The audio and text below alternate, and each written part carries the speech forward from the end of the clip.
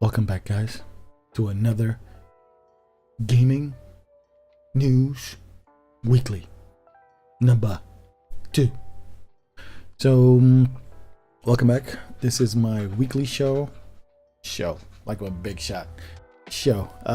This is my weekly video where I talk about some news that I assembled throughout the week or the day before, or whenever. Actually, this week I did do some homework since last week, so if you've missed out on last week's video, it's gonna probably pop up somewhere over there on the corner. Welcome in if you're new. If you really like the first one and you're excited for the second one, do leave a comment down below saying how much you're enjoying this. If by any means you have like an article that you would like my input, output, comments, just browse it through, just show it like up on the screen. Send it to me over on Twitter, over the comments, wherever. Okay, guys, so let's get into it. Like, straight up into it. I think it's this one. Yeah, there we go. So let's start out with some fake news. Well, like it says, fake it till they make it, right? So Google went and filed a patent for a system notification within its Android / Chrome OS / whatever environment they're trying to build now, about invites to play games or games being ready. This can spawn a lot of talk, but then this little image popped up on somebody's radar, and looky, apparently it's a remote. And of course, the internet being the internet went completely crazy and started to bring up these weird looking remotes that it's a cross between a PlayStation 2 remote at a baby with the Xbox 360 and the curves of the Nintendo 64 remote, something like that. It's kind of weird, but this is all fake, so don't believe those pictures. But apparently they are striving to being the Netflix of gaming, and that's funny because we're gonna talk about it in a little bit. Microsoft Xbox is kind of doing the same. PlayStation finally opened their PlayStation Now service to a lot more countries, Portugal included. I did a video on it on my gaming channel. The link's down below. Also, it's gonna probably pop over there in the corner. So I think everybody's trying to set up and get ready to fight for the same piece of ground in the interwebs, in the hearts and minds and wallets of gamers. So let's see how it goes. I just noticed I forgot to plug my camera on. What the fudge? Man, I'll never do this. Much better now, Cats. Alright. Again, all these articles, I'll leave a link down below in the description, so do check them out if you want to grab more info besides the one that I'm talking about. And now moving on into the game that everybody loves to meme. And apparently, besides figuring out that your level 1 rifle was the most powerful gun in the friggin' game, guess what? You can be invisible if you just take off your clothes. No, sorry. So yeah, apparently somebody did this. Somebody figured out this glitch, and apparently it's really easy to repeat. Just look at this guy over here. It's like his shield is all going down. He's not even fighting back, so his shield goes down, his HP goes down. Then he does some action that is swap your weapon a split second after triggering your ultimate ability. So it's basically X and either 1 or 2, or do the mouse scroll, and your HP comes back. Apparently you can do this as long as your ultimate is fully charged, so be careful. You can do it probably once to get away with it. It's like a nice safe pass if you're really close to dying and you just don't want to go for it. But Again, Anthem, the game that everybody loves to meme. Moving on. Still sticking with EA, of course we have to talk about Apex Legends. So apparently they are not focusing on helping you get back into the game. And I get it. Like, PUBG did this and it was good. But if you honestly compare the amount of time a PUBG game usually takes, a good one, right? A good one. And an Apex game takes, you know? No, I get it. If you crash, it sucks. You could be fighting that last fight for the freaking W, and one of your teammates crashes, and you're now down 2 guys versus 3 guys, and it's gonna be a mess. And what the hell? They are fixing the bugs, so they are actually improving the game. So, okay, going crazy. So if it actually happens in like a near future when it's all patched up, freaking cat, man. So hey, uncut gaming news weekly. That's my promise to you guys. So imagine that they fix it up and it's not crashing. The game is not crashing. And the only way you get disconnected is if you actually get physically DC'd from the server. So either your internet connection was down, you got victim of a DDoS attack, your home network actually kind of like lag spiked or crashed for a little bit. Those are like the extreme reasons that I will be willing to accept this, but kind of sucks because you want to play with your mates, right? You're up in the game, you want to be able to get back into it.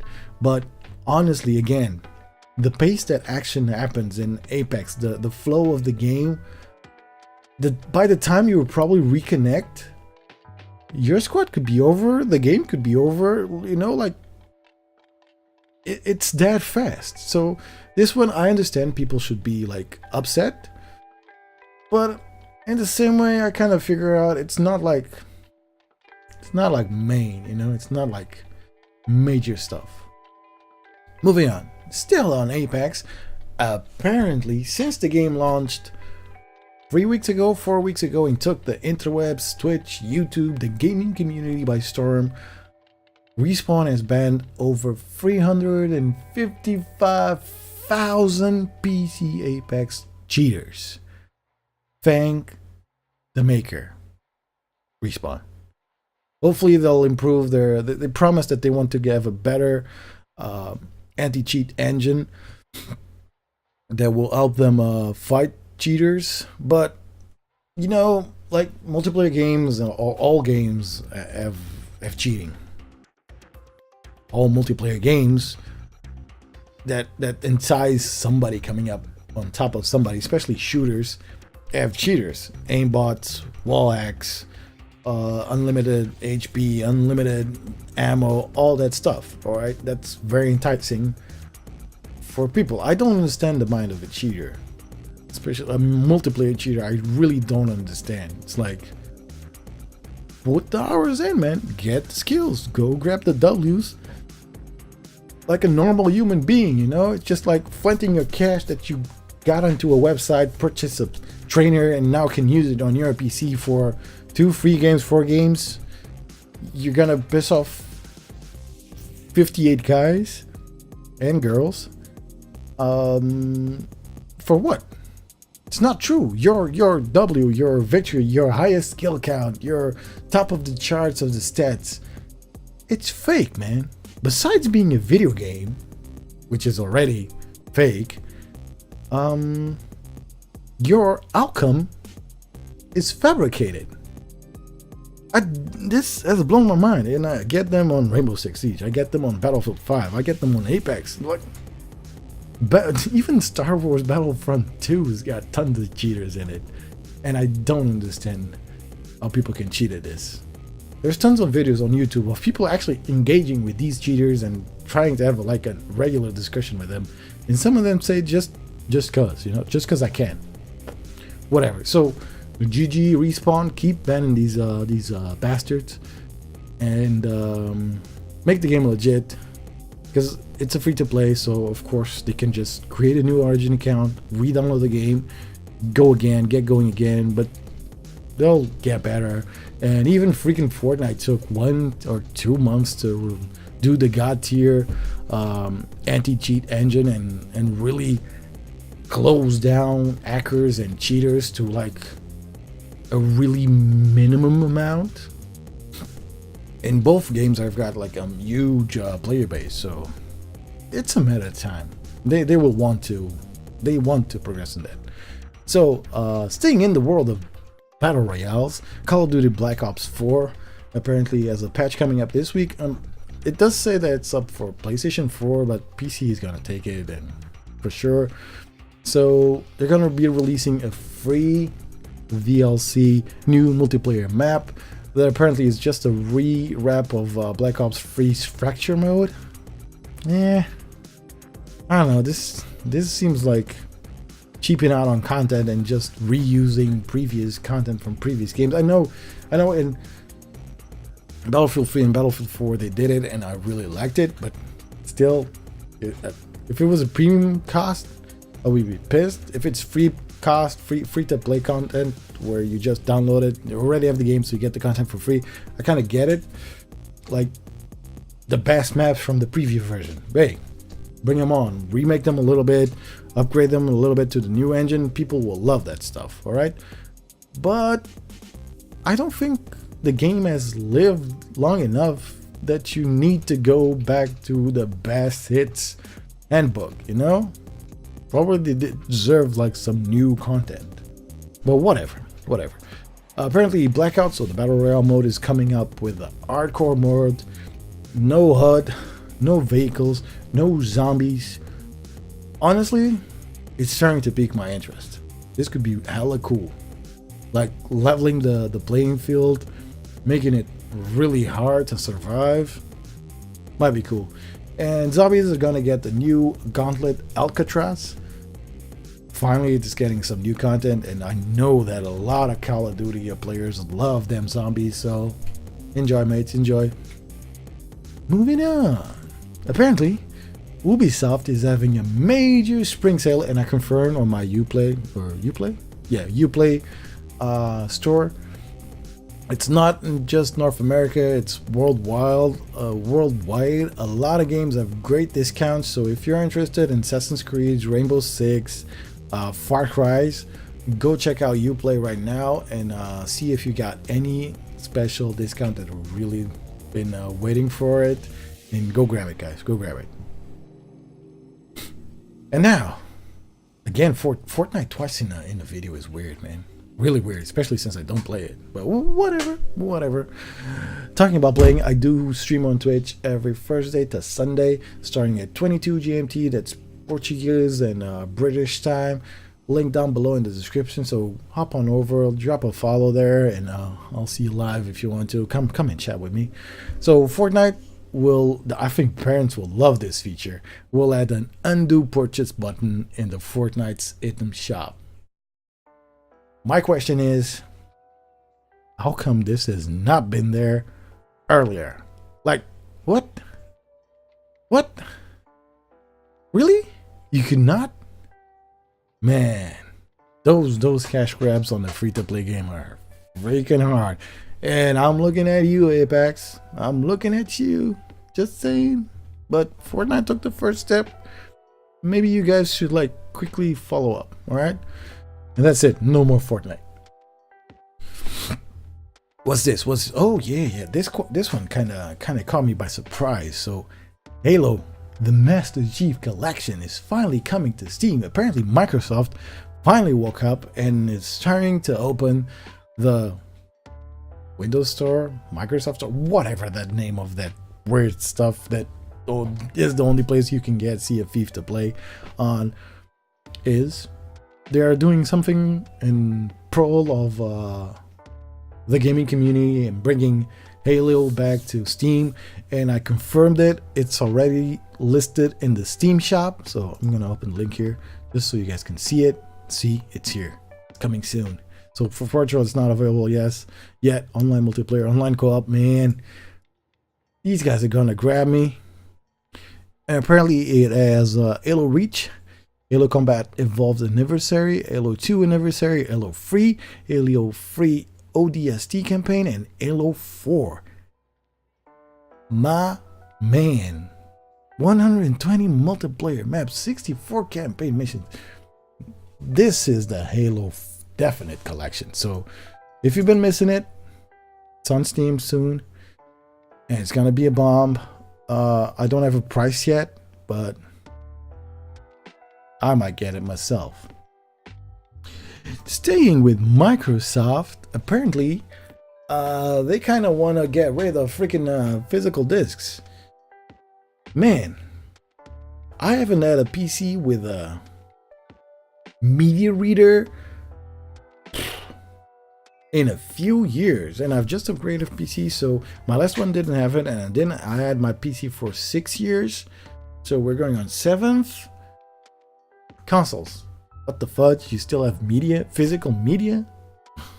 Apparently the Xbox One S all digital edition is gonna be only download stuff, and as we're gonna talk about it, streaming stuff. All right, I think this is a strong way forward, and it's direct customer. You know, it's what you want. You don't want middleman taking cuts from your money, and gamers, clients don't want to have to wait for their content, for their game to be available in the store to go get it. So yes, come on, get up with the game. PCMR has been doing that with Steam, with Blizzard app, with Uplay, Epic Store, even now PlayStation Now. Dudes, come on console, we're waiting for you guys.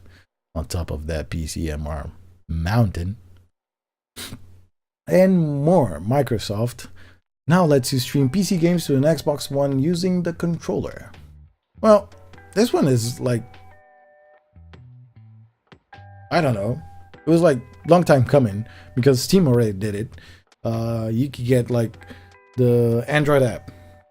Smart TVs from Samsung, Sony, and LG already have the Steam app. You could get the Steam, I forgot the name, the Steam Lite machine that would stream games from your computer to there. NVIDIA is doing the same thing with NVIDIA Shield and the NVIDIA Game Stream. He was like, come on, this shouldn't be news. This should be archive stuff, you know? But apparently it is news. Whatever. So they might do like a little jump into streaming, just like Google's gonna do, just like PlayStation is doing now with PlayStation Now, like a Netflix way of playing games. So streaming the game from a system somewhere so that your Xbox is lightweight and does not do like the heavy lifting, so you don't have to purchase a big chunky console and drop lots of money. You will have, however, to drop a subscription for sure. But hey, we'll be waiting for that news when it comes. Probably here on Gaming News Weekly. And still staying with Microsoft, this one kind of catch me on the flip side, because I actually read an article that Microsoft at the end of this year, 2019, they're gonna cut support to Windows 7. So only via paid enterprise and professional editions will Windows 7 be supported by Microsoft. All the other versions, no more updates, no more security updates, guys. It's done. Because there's Windows 8.1 and there's Windows 10. Of course, they want everybody up on Windows 10. But this one kind of doozy. Then I figured out why. So they're finally bringing DirectX 12 to Windows 7. And why? Why? The keyword is here. World of Warcraft. So Blizzard took Microsoft to a dinner party, smooshed them real good, gave them some lobster, some prime shrimp. Hey guys, can you make DirectX 12 work on freaking Windows 7? We got a lot of players still using that system. Microsoft said, pay the bill, I'll do it. They did. So apparently, Battle for Azeroth will be available in the DirectX 12's glory massive graphics. Although this is World of Warcraft, so really? Do you really need it? Not dishing on WoW. I love WoW. You can see like my muscle strength from being a retired WoW player. Kata, Rifle Lich King, Vanilla, whatever. So moving on. No, we're actually staying in the same spot because World of Warcraft is going to release the Classic Edition. But I remember playing Vanilla. I remember the grind. I remember the freaking hours that it took to get to level 60. I don't know how this is going to be I don't know is this going to be playable in nowadays and in the ways that people game and in the ways that World of Warcraft evolved, but I'll be taking a look at it. So they will already announce that they're gonna now split the content, be it the dungeons and the raids, into 6 freaking phases. So much like what they do what they did when the game came out and what they do in the normal stuff. So phase 1, Molten Core. Yes, so many hours there. Onyxia, Moradon. Phase 2, Dire Mauls, Regus, Kazakh. Phase 3, Blackwing Lair. Damn, those are some nice memories. Dark Moon Fairy and Dark Moon deck drops begin. Phase 4, Zul'Gurub, Green Dragons. Phase 5, Encourage War Effort begins. The raid opens. Dungeon loot reconfiguration, relics, drop rates, and location, and finally phase 6, Naxxramas and the Scourge invasion. So like the prelude to, I forgot the name of the expansion. That was the first one that brought us the nasty. It should be interesting. It's old. The nasty blood elves. But yeah, whoa. Classic. Interesting. And now moving on to the lighter side, because we're coming up close to the end of this week's gaming news. Some dude turned his Audi S7 into a gaming PC. Of course, it was done in China. Of course, this is like the outfitting process. But something really kind of popped up on my scanner. It's, yeah, the car looks freaking awesome. The rig, the i9 Intel Core CPU in the back, all the LEDs, all that stuff looks super fancy.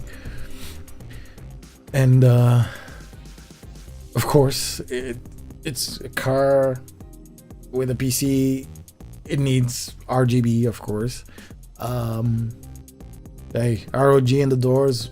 Nice little touch. But after all these pictures, I did not see one single keyboard, one single mouse, and one single display. So